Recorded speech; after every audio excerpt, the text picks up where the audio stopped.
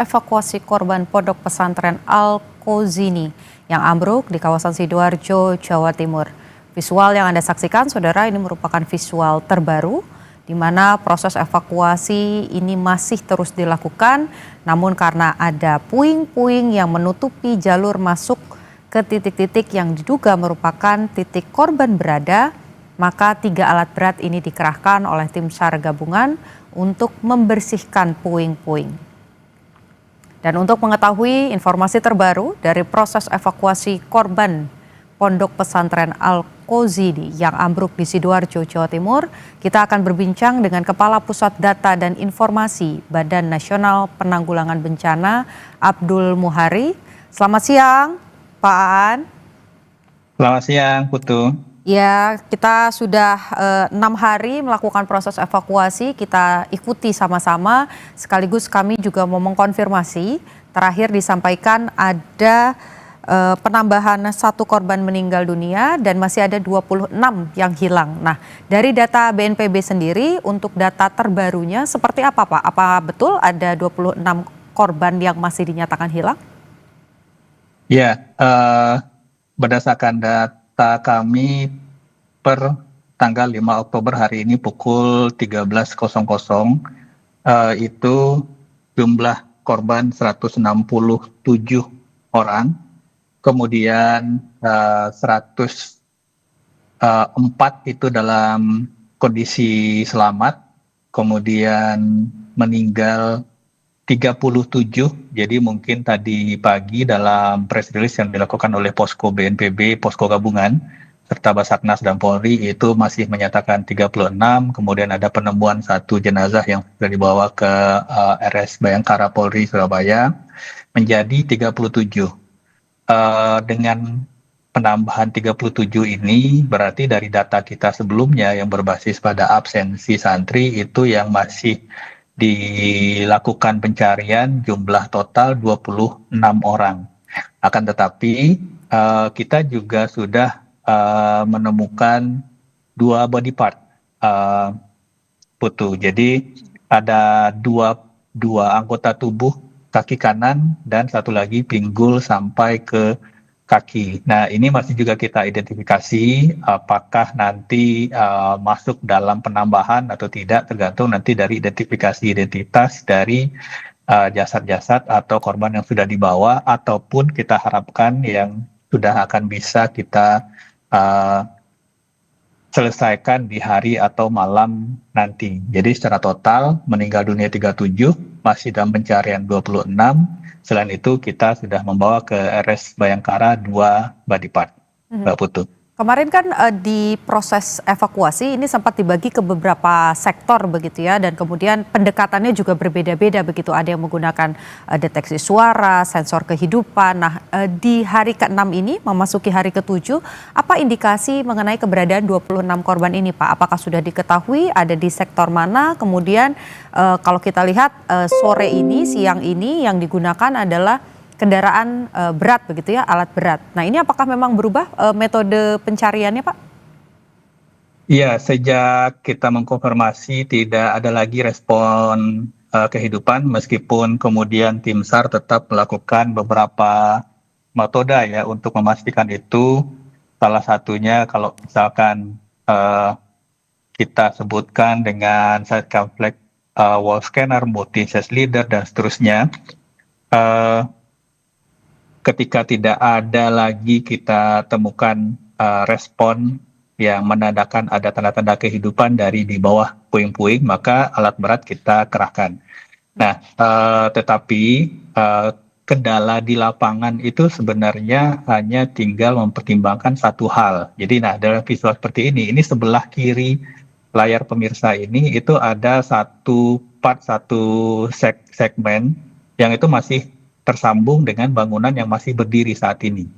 Jadi ada rangkaian betonnya yang masih tersambung dengan bagian di sebelahnya, bagian yang bangunan yang masih berdiri.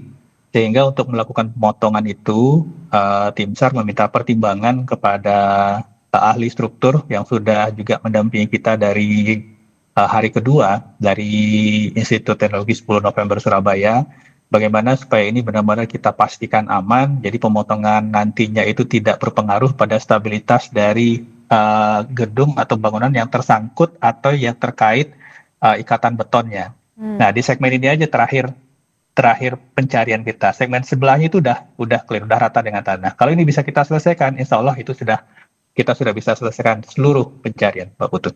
Oke, boleh dijelaskan juga Pak supaya kami ada gambaran gedung yang tersambung dengan lantai yang rubuh ini merupakan gedung apa Pak? Apakah masih ada aktivitas di sana atau disterilisasi karena masih rawan runtuh? Seluruh aktivitas di sini sudah disterilisasi. Jadi tidak ada lagi aktivitas baik itu di gedung-gedung yang masih ada tidak terdampak pun sekarang sudah disterilisasi. Jadi tidak ada aktivitas belajar mengajar di lingkungan Ponpes Al-Khouzini ini dari hari pertama kejadian. Tetapi yang harus kita pertimbangkan bahwa tim personil di lapangan tentu ada di sekitar ini. Dan juga keberadaan atau lokasi dari gedung Ponpes ini itu sangat menempel dengan rumah masyarakat di pinggir-pinggirnya, di luar kawasan. Nah, ini harus kita pertimbangkan ketika kita nanti menarik coran beton dari posisi saat ini, itu jangan sampai kemudian menggeser atau men-trigger rubuhnya gedung yang masih terikat ikatan betonnya dengan lantai coran beton yang saat ini sudah ambruk. Itu saja yang jadi proses pemotongan dari ikatan ini, nanti proses pemotongan tiang-tiang bajanya, tiang-tiang besinya itu benar-benar kita tidak karena tim Basarnas bukan ahli struktur, maka kita juga meminta pendampingan dari ahli struktur yang benar-benar berpengalaman yang bisa menjamin tidak hanya keselamatan struktur di sebelahnya tidak ikut ambruk, tapi juga keselamatan personel semua yang masih bekerja di lapangan, Pak Putu. Oke, semua keselamatan termasuk juga tim SAR gabungan di lapangan harus menjadi faktor utama yang dijaga ya Pak Aan. Nah, yang kemudian jadi pertanyaan juga nih Pak, ini kan banyak keluarga yang masih sangat berharap untuk bisa segera bertemu dengan keponakannya, dengan anaknya yang sampai dengan hari ini masih dinyatakan hilang. Berkaitan dengan proses penggunaan alat berat. Apakah tadi disampaikan bahwa ya ini sudah tidak ada tanda-tanda kehidupan, maka kemudian alat berat dikerahkan. Nah, apakah ini juga penggunaan alat berat ini sudah juga dengan seizin atau sudah berkomunikasi dengan pihak keluarga, Pak? Ya, dalam setiap tahapan tim SAR selalu berdiskusi dan minta persetujuan dari keluarga inti, orang tua dari santri. Dan kita juga selalu menyampaikan langkah-langkah yang akan kita ambil pada hari yang bersangkutan itu pada pagi hari. Pada pagi hari ketika kita melakukan press conference di pagi hari. Apa yang akan kita lakukan, bagaimana metodenya, di segmen-seksi mana yang akan kita prioritaskan, dan seterusnya. Nah, memang dalam 3 kali 24 jam pertama, pertimbangan kita itu kita masih menemukan respon dari santri yang terjebak di bawah reruntuhan. Dan ini sudah disisir dari 8 sisi, tentu saja ketika kita berbicara operasi pencarian dan penyelamatan, namanya juga operasi pencarian dan penyelamatan, diselamatkan. Artinya hidup harus diselamatkan. Nah, ini menjadi prioritas. Ketika kita mau mengakselerasi proses itu, maka kita berhadapan dengan tadi yang seperti saya bilang, ada komponen-komponen yang tidak bisa serta-merta kita angkat begitu saja dengan menggunakan alat berat. Karena kita harus bayangkan ada beton coran 40 cm, 3 lapis di atas itu ambruk ke bawah. Sehingga kalau kita tarik, kita salah menarik segmen, bisa-bisa kemudian upaya pencarian berakibat pada fatalitas yang baru. Nah, inilah kemudian pada 3 kali 24 jam pertama itu tim kemudian memutuskan caranya manual. Dibuka sedikit demi sedikit celah di bawah, kemudian begitu terangkat, disanggah dengan kayu, dicoba lagi terangkat, disanggah dengan kayu. Nah, inilah yang kita lakukan. Dan alhamdulillah Mbak Putu, dari respon di segmen yang kita masih mengidentifikasi ada respon kehidupan itu, kita berhasil mengevakuasi 7 korban. 5 diantaranya selamat. 5 diantaranya kita selamatkan. Tim benar-benar luar biasa. 2 diantaranya sudah meninggal. Nah, begitu segmen ini sudah berhasil dikeluarkan semua, yang tadi 7 5 selamat, 2 meninggal itu. Kemudian kita sisir lagi, tim sisir lagi untuk melihat apakah masih ada respon-respon kehidupan tersebut. Beberapa kali berbagai metode sehingga begitu dipastikan tim di lapangan tidak lagi mendapatkan respon kehidupan atau respon dari pemanggilan atau respon dari alat-alat yang kita gunakan, barulah kemudian tim meminta izin kepada keluarga untuk menggunakan alat berat. Penggunaan alat berat tentu ada risiko. Risikonya ini pun harus kita minimalisasi. Karena bagaimanapun ketika kita mengevakuasi atau mengangkat struktur-struktur beton yang beratnya mungkin di atas 10, di atas 20 ton, itu juga tidak bisa serta-merta. Harus di-cutting dulu, harus dipotong dulu. Jadi 1 hingga 2 ton ini yang kemudian diangkat. Kenapa harus di-cutting dulu? Karena supaya nanti ketika kalau kita lakukan pengangkatan secara sporadis, ini juga akan ambruk ke bawah. Nah, nanti juga akan menimbulkan masalah baru untuk nanti mengidentifikasi korban. Sehingga ini yang tahapan demi tahapan, tapi tahapan ini juga kita akselerasi, tim bekerja 24 jam di lapangan. Kita bisa bayangkan 24 jam di lapangan. Jadi benar-benar ini sebenarnya sudah hampir seluruh kemampuan yang bisa kita lakukan itu benar-benar kita lakukan agar tidak hanya percepatan proses yang merupakan harapan dari orang tua, dari santri korban ini yang bisa kita wujudkan, tetapi keseluruhan proses bisa kita percepat dan keamanan tim di lapangan bisa kita pastikan, Mbak Putu.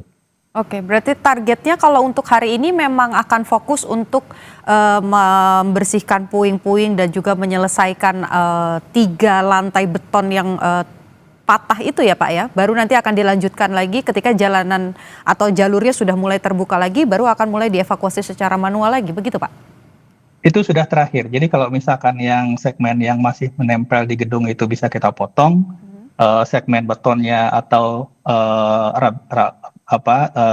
reruntuhan puingnya bisa kita angkat, tidak menempel lagi, itu udah segmen terakhir, itu udah bisa kita pastikan, bisa kita angkat dan kita harapkan semua sudah bisa kita ratakan dengan tanah. Kalau semua sudah bisa kita ratakan dengan tanah, artinya kita sudah bisa membersihkan seluruh tempat di mana kita identifikasi korban terperangkap, Mbak Putu.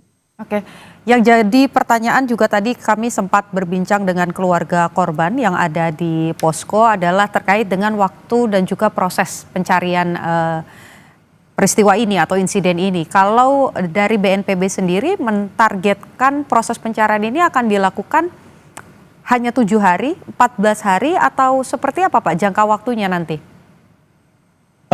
Kalau SOP dari satu operasi pencarian dan penyelamatan itu 7 kali 24 jam. Tetapi kemudian sekiranya masih ada indikasi lokasi yang ada korban di satu titik yang belum terjangkau, maka itu akan diteruskan sampai seluruh titik yang diduga masih terdapat korban itu bisa kita bersihkan dan seluruh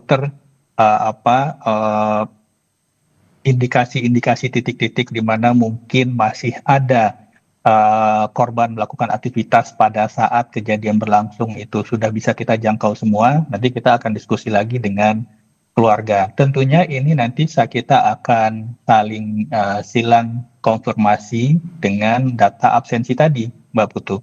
Jadi nanti dari keseluruhan, kalau misalkan secara fisik dari jasad sudah memenuhi angka tadi, biasanya itu tidak akan persis ya.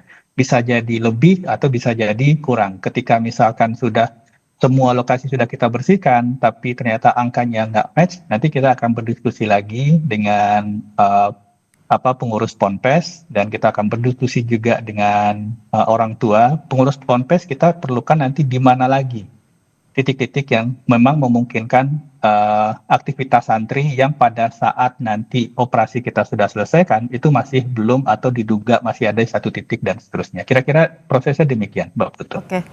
Pak Aan, di area pondok pesantren ini kan juga ada posko yang kemudian ditinggali oleh keluarga korban. Yang kemudian menjadi pertanyaan tentu saja dari insiden ini bukan hanya mengembalikan kesehatan fisiknya saja, tapi juga mentalnya, baik untuk keluarga korban, apalagi untuk korban yang selamat. Nah, dari BNPB sendiri, apakah ada pendampingan psikologis untuk keluarga korban ataupun juga korban selamat? Ya, dalam satu operasi kedaruratan bencana kita sudah punya klaster-klaster yang berkaitan dengan kementerian, lembaga, atau badan yang memang mempunyai tusi di situ. Saat ini BNPB dan Basarnas fokus pada operasi pencarian dan pertolongan, tetapi termasuk juga menyediakan dukungan dalam konteks ini logistik dasar permakanan dan non-permakanan bagi keluarga yang masih ada di lokasi, mungkin yang mendampingi atau menunggu hasil operasi pencarian. Kita sudah menggeser atau mendropping dan saat ini sudah digunakan uh, matras, selimut, dan seterusnya, logistik permakanan maupun non-permakanan. Nah, untuk antisipasi trauma psikososial dan kemudian juga tentu saja ada permasalahan-permasalahan berkaitan dengan psikologis sebagai orang tua ya, artinya sudah sekian lama menunggu proses, masih belum ada anak yang masih belum diketahui kabarnya dan seterusnya. Memang ini menjadi ujian buat kita semua ya, dan kami tentu saja tetap memohon kesabaran bagi orang tua santri yang terdampak pada kejadian ini. Mohon percayakan kepada kita prosesnya. Ini satu hal yang mungkin kita perlu sampaikan juga, Mbak Putu, bahwa tim SAR yang bekerja di sini adalah tim SAR yang benar-benar sangat profesional di bidang ini. Mereka tidak hanya pernah kita deploy, pernah beroperasi di Indonesia, tetapi juga Masukan ataupun juga pengingat lah supaya lembaga pendidikan, entah itu pondok pesantren ataupun sekolah-sekolah yang memang mondok begitu, supaya peristiwa ini bisa tidak terjadi lagi. Apa yang harus dilakukan, Pak? Apakah memang harus ada audit struktur bangunan, kemudian misalnya kolaborasi begitu untuk memantau bagaimana kesehatan dalam tanda kutip bangunan-bangunan yang akan digunakan oleh santri-santri ataupun juga anak-anak ketika sekolah? ya, sebenarnya ini lebih banyak kalau kita berbicara teknis, sudah pasti jawabannya ini adalah gagal struktur. Gagal struktur secara total. Kita bisa lihat tebal, ini yang di visual sekarang ini tebal corannya mungkin hingga 60 cm, hampir setengah tinggi orang dewasa, tetapi besi yang dipakai mungkin besi yang tidak sesuai dengan kriteria pembebanan yang harus digunakan dengan kondisi cor seperti itu. Dan ini ada 3 lantai dan seterusnya. Jadi kalau kita berbicara teknis, ini gagal struktur. Kalau gagal struktur itu pasti perencanaan dan pelaksanaan pembangunan yang tidak tepat, tidak sesuai dengan sebagaimana mestinya. Nah, tetapi lebih jauh dari itu, ini sebenarnya lebih banyak didorong oleh permasalahan sosial sebenarnya. Permasalahan sosial yang artinya memang hampir semua proses kalau kita bicara rural area di Indonesia atau bahkan di perkotaan, rumah-rumah masyarakat yang sifatnya aset pribadi atau aset kelompok itu mungkin dibangun sendiri oleh secara pribadi atau kelompok itu sendiri. Hal-hal seperti ini tentu saja harus kita pertimbangkan ke depan. Kalau misalkan itu berkaitan dengan aset pribadi, ya mungkin yang akan berisiko adalah diri sendiri atau keluarga. Tapi ketika itu berkaitan dengan keperluan atau akan digunakan untuk aktivitas-aktivitas yang akan melibatkan sangat banyak orang di situ, satu hal yang harus kita ingat adalah buat siapapun kita, penanggung jawab Ponpes, bahwa kita yang santri ada di situ, orang tua, para santri, bahwa ketika kita berbicara struktur, itu tidak ada tawar-menawarnya. Bahwa kesalahan kita dalam memastikan struktur itu kuat akan berakibat pada fatalitas yang mungkin berakibat pada kematian puluhan orang yang akan beraktivitas di situ. Jadi ketika kita berbicara struktur yang akan digunakan secara publik, aktivitas sekian banyak orang, maka keselamatan, kesesuaian, kedetilan, dan perhitungan-perhitungan sebagaimana mestinya struktur itu dibangun harus kita lakukan, Mbak Putu. Oke. Kalau proses investigasi Pak akan berjalan bersama paralel dengan proses evakuasi dan juga pertolongan atau akan nanti dilakukan setelah proses evakuasi ini selesai? Investigasi mungkin itu di APH ya. BNPB saat ini fokus pada operasi pencarian dan pertolongan dan memastikan bahwa korban dan keluarga korban bisa tertangani dengan baik. Oke, kalau soal bantuan, biasanya kalau di bencana ada anggaran khusus begitu ya untuk membantu rumah-rumah yang terkena bencana. Nah, dengan insiden ini Pak, apakah BNPB juga akan memberikan bantuan terkait dengan rekonstruksi dari pondok pesantren? Untuk rekonstruksi bangunan yang sifatnya sarana pendidikan itu biasanya dilakukan oleh kementerian lembaga yang mengampu lembaga pendidikan itu. Misalkan ketika kita ada bencana di Cianjur misalkan ya, maka berkaitan dengan sekolah dasar, SMP negeri, SMA negeri, maka itu akan ditangani oleh Kemendikdasmen, pada saat itu Kemendikbud misalkan. Untuk madrasah, maka itu akan didukung pembangunan ulangnya kembali oleh Kementerian Agama. Jadi itu akan dilakukan, difasilitasi, didukung oleh kementerian di mana atau yang mengampu lembaga pendidikan itu, Mbak Putu. BNPB sendiri kalau itu berkaitan dengan aset masyarakat seperti rumah dan atau aset publik seperti jalan dan jembatan, maka itu akan difasilitasi oleh BNPB, Mbak Putu. Oke. Salah satu hal yang kemudian menarik juga Pak di posko ini ada masyarakat yang kemudian datang begitu untuk memberikan bantuan pakaian, memberikan bantuan makanan dan juga minuman untuk keluarga dan juga kerabat yang saat ini masih menunggu di posko. Nah, untuk masyarakat Pak yang ingin berkontribusi ataupun juga memberikan update informasi, apa saluran resmi dari BNPB untuk informasi-informasi real time begitu dengan adanya insiden Ponpes Al-Kozini ini Pak? Ya, untuk masyarakat khususnya mungkin yang tidak berada di Surabaya atau Sidoarjo yang tidak bisa ke lokasi, jika ingin mendapatkan informasi secara langsung itu bisa ke call center BNPB 117 atau nanti kita juga selalu merilis informasi resmi 2 kali sehari, pagi jam 8 dan kemudian sore jam 18 waktu Indonesia Barat tentang hasil upaya pencarian pada hari berjalan. Tetapi bagi masyarakat yang mungkin bisa ke lokasi yang ingin menyalurkan donasi dan seterusnya, ada posko gabungan di sekitar 20 meter dari lokasi pencarian, itu posko gabungan BNPB, Basarnas, Kementerian Sosial, dan seluruh stakeholder pemerintah Jawa Timur, Pemkab Sidoarjo. Jadi bisa ke sana jika ingin berdonasi atau apapun, semua informasi ada di situ dan semua penggunaan atau penyaluran bantuan juga transparan kita catat dan semua bisa mengakses dengan melihat secara langsung ada di posko, Mbak Putu. Oke, baik. Terima kasih sudah berbincang dengan Kompas TV. Kita tadi banyak berbicara dari mulai proses evakuasi sampai dengan bagaimana target dalam waktu dekat. Kepala Pusat Data dan Informasi Badan Nasional Penanggulangan Bencana, Abdul Muhari, terima kasih sudah berbagi dengan Kompas TV. Kita harapkan proses evakuasi segera selesai, korban bisa ditemukan dan juga segera kembali ke keluarga. Terima kasih, Pak Abdul Muhari. Terima kasih, Mbak Putu. Saudara